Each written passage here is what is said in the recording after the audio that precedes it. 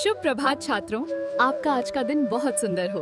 मुझे उम्मीद है कि आज आप जो कुछ भी नया सीखेंगे वो आपके जीवन में उपयोगी होगा। તો એ અઘરો દિવસ જીવનની એ છેલ્લી ઘડી જ્યારે બધું જ પાછળ રહી જાય ત્યારે આપણું શું થાય? સવાલ બહુ ગહન છે નહીં? ચાલો આજે આપણે 18મી સદીના એક કવિની આંખે આ સવાલનો જવાબ શોધવાની કોશિશ કરીએ. આ સવાલ કદાચ આપણે બધાએ ક્યારેક ને ક્યારેક પોતાની જાતને પૂછ્યો જ હશે કે જ્યારે બધું જ ખતમ થઈ રહ્યું હોય, જ્યારે છેલ્લી ક્ષણ આવે ત્યારે ખરેખર આપણું શું થશે? એક કવિએ પોતાની કવિતામાં આ જ ડર અને એની સાથે જોડાયેલી આશા બંનેનો સામનો કરવાની હિંમત કરી છે. જુઓ, આ એક જ લાઇનમાં કેટલી મોટી વાત કહી દીધી છે. આ એક કડવું સત્ય છે જે કવિ આપણને યાદ અપાવે છે કે અંત સમયે આપણે સાવ એકલા હોઈએ છીએ. આપણી પાસે ગમે તેટલી સંપત્તિ હોય, ગમે તેટલા સંબંધો હોય, બધું જ અહીંયા જ રહી જવાનું છે. તો આ અઘરો દિવસ એટલે શું? સમજો, આ કોઈ સોમવાર મંગળવાર જેવો સામાન્ય દિવસ નથી. ના, આ તો જીવનના આખા હિસાબ કિતાબનો છેલ્લો દિવસ છે. એક ક્ષણ છે જ્યારે વ્યક્તિ દુનિયાની સામે નથી ઊભી હોતી, પણ પોતાની જાત અને પરમાત્માની સામે સાવ એકલી ઊભી હોય છે. તો ચાલો હવે આપણે આ કવિતામાં ઊંડા ઉતરીએ, એ સમજવાનો પ્રયત્ન કરીએ કે આની પાછળની ભાવના શું છે. કૃપા માટેની આ અરજ, આ આજીજી ખરેખર કેટલી ઊંડી છે. એક વાત સમજી લઈએ, આ કોઈ મંદિરમાં થતી ઔપચારિક પ્રાર્થના નથી.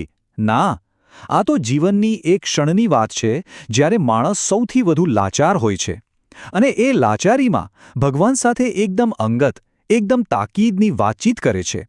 આ એક જીવની અંતિમ અને હૃદયના ઊંડાણમાંથી નીકળેલી આજીજી છે. અને અહીંયા જ કવિની ખરી ચતુરાઈ દેખાય છે.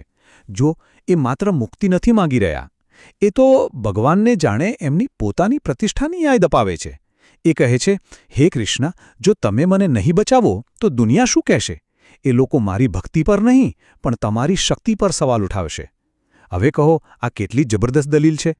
તો સવાલ એ થાય કે આટલી ગહન, આટલી ચતુર રચના કરી કોણે? ચાલો આપણે મળીએ એ કવિને જેમનું નામ છે દયારામ. એક એવા કલાકાર જેમના વ્યક્તિત્વમાં જાણે બે અલગ અલગ દુનિયા એક સાથે રહેતી હતી. આ છે કવિ દયારામ. અને એ કોઈ સામાન્ય કવિ નહોતા. એમને મધ્યકાલીન ગુજરાતી કવિતાના છેલ્લા મહાન પ્રતિનિધિ માનવામાં આવે છે. એમની રચનાઓ, એમની ગરબીઓ આજે પણ ગુજરાતના સાંસ્કૃતિક વારસાનો ધબકાર છે. એમનું નામ આજે પણ જીવંત છે. અને આ જ વાત દયારામને સૌથી ખાસ બનાવે છે. એમના વ્યક્તિત્વના બે છેડા હતા. એક તરફ એ રાધાકૃષ્ણના પ્રેમ અને શૃંગારના રંગમાં એવા ડૂબેલા હતા કે એમના જેવી ગરબીઓ કોઈ લખી જ ન શક્યું. અને બીજી જ તરફ એ જ કલમ જ્યારે ચાલતી ત્યારે એમાંથી આધ્યાત્મિકતા અને મોક્ષની એટલી ગહેન વાતો નીકળતી, એક જ વ્યક્તિમાં દુનિયાવી જુસ્સો અને પવિત્ર ભક્તિ. આ અદ્ભુત વિરોધાભાસ જ એમની મહાનતાનું કારણ છે. આપણા જ સમયના એક બીજા મહાન કવિ વેણીભાઈ પુરોહિત દયારામની આ આખી યાત્રાને બહુ સુંદર રીતે સમજાવે છે. એમના મતે દયારામનું જીવન સંસારના સહારો પર નિર્ભર રહેવાથી શરૂ થયું અને ધીરે ધીરે એ પરમાત્મામાં સંપૂર્ણ આત્મસમર્પણ સુધી પહોંચ્યું. શું સફર હતી! તો ચાલો હવે આપણે આ કવિતાના એકદમ હાર્દમાં જઈએ, કારણ કે આ જે રચના છે ને, એ માત્ર એક ભાવુક પ્રાર્થના નથી. આ તો એકદમ તર્કબદ્ધ દલીલ છે, જાણે એક ભક્ત પોતાના ભગવાન સાથે અંતિમ સોદો કરી રહ્યો હોય. પણ એ દલીલ સમજવા માટે એ સમયની પરિસ્થિતિ સમજવી બહુ જરૂરી છે. એવું કહેવાય છે કે દયારામને પોતાનો અંત નજીક દેખાઈ રહ્યો હતો. એટલે સમજો, આ કોઈ કલ્પનાના ઘોડા દોડાવીને લખેલી કવિતા નથી. આ તો એક વ્યક્તિની પોતાની અંતિમ ઘડીઓ માટે બનાવેલી એકદમ પાક્કી વ્યૂહરચના છે. અને આ વ્યૂહરચનામાં જ આ કવિતાની અસલી પ્રતિભા છુપાયેલી છે. દયારામ અહીં ભીખ નથી માંગી રહ્યા. એ તો એક મજબૂત વકીલ જેવી દલીલ કરી રહ્યા છે. એક પછી એક 4 પગલામાં એવી દલીલો ગોઠવે છે કે ભગવાન માટે ના પાડવી લગભગ અશક્ય બની જાય. આને કહેવાય ભક્તિ અને બુદ્ધિનું અદ્ભુત મિશ્રણ.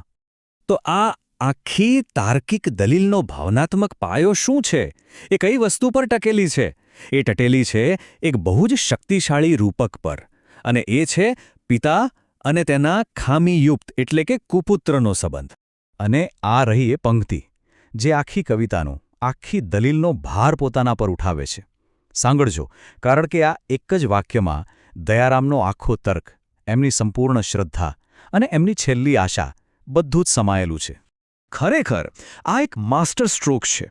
દયારામે આખી બાજી જ પલટી નાખી. હવે એ મદદ માંગનાર કોઈ સામાન્ય લાચાર ભક્ત નથી. ના, હવે એ એક પુત્ર છે જે પોતાના પિતાને એમના જ કુટુંબના ગૌરવની, એમની આબરૂની યાદ અપાવી રહ્યો છે. આમ તો એમની દલીલ બહુ સીધી છે. એ કહે છે કે એક કુપાત્રને એટલે કે ખામીઓથી ભરેલા અયોગ્ય પુત્રને બચાવવામાં જ દૈવી પિતાનો સાચો મહિમા છે. કોઈ સારો ગુણવાન માણસ જે પહેલેથી જ સંપૂર્ણ છે એને બચાવવામાં શું મોટી વાત છે? અસલી ગૌરવ તો મારા જીવાને બચાવવામાં છે. આ તર્ક જુઓ. તો સવાલ એ છે કે આજે આટલી સદીઓ પછી પણ આ કવિતા આપણા માટે શું મહત્વ ધરાવે છે? એ આપણને શું શીખવી જાય છે? ચાલો, અઘરો દિવસનો આજે કાલાતીત વારસો છે એને જરા નજીકથી સમજીએ. ફરીથી વેણીભાઈ પુરોહિતની વાત કરીએ તો એ આ કવિતાની ગંભીરતા અને સચ્ચાઈ પર બહુ ભાર મૂકે છે. એમના કહેવા મુજબ આ કવિતા આપણને શૃંગારિક રચનાઓવાળા દયારામથી અલગ એક નવા જ દયારામનો પરિચય કરાવે છે. એક એવા દયારામ જે વધુ ગંભીર છે, વધુ સંવેદનશીલ છે અને જે જીવનના સૌથી મોટા સત્યનો હિંમતથી સામનો કરી રહ્યા છે. તો આ કવિતાનો કાલાતીત સંદેશ શું છે?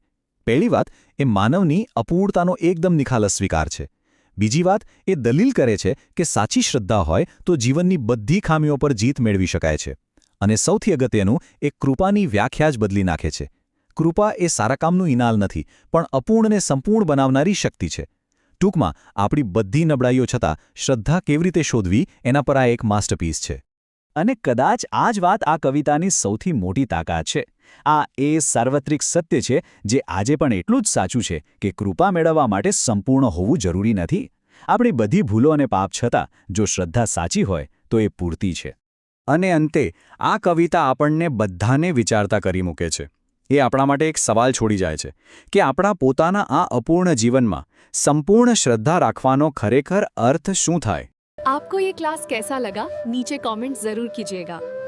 अगर ये वीडियो अच्छा लगा हो तो 2 मित्रों को जरूर शेयर करिएगा.